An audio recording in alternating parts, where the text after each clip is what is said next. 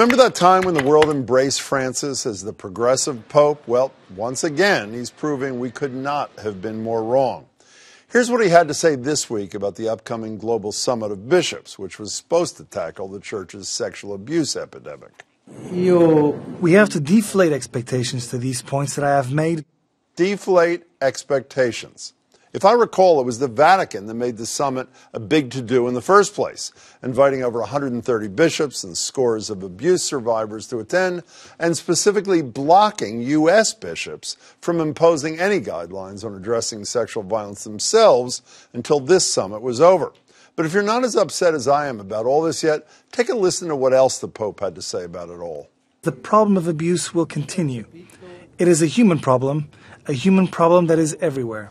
Forget white smoke. Francis just waved the white flag. It's hard to even keep track of the sexual abuse scandals in the church, like the more than 1,000 people who were discovered to have been abused by more than 300 clergy members in a Pennsylvania diocese, or the 3,600 found to be abused by 1,600 plus clergy in Germany, or the former Vatican diplomat imprisoned for child porn charges. And that was just some of what's come to light in the last year, to say nothing of the decades of revelations that preceded it. But of course, this isn't the first time the Pope has dropped the ball on these issues. Back in 2015, he said he would create a new tribunal for bishops who've ignored, covered up, or otherwise improperly dealt with abuse accusations. And what came of that? Not a thing. The tribunal was never even appointed.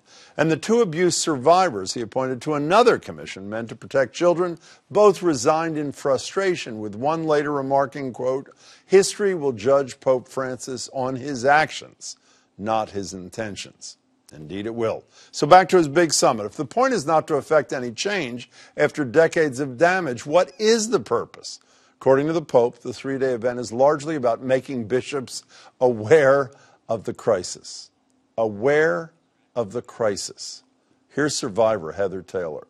The Pope can say whatever he wants. There's no apology in the world. She's right. Apologies without concrete action are meaningless. Whatever did happen to that progressive Pope?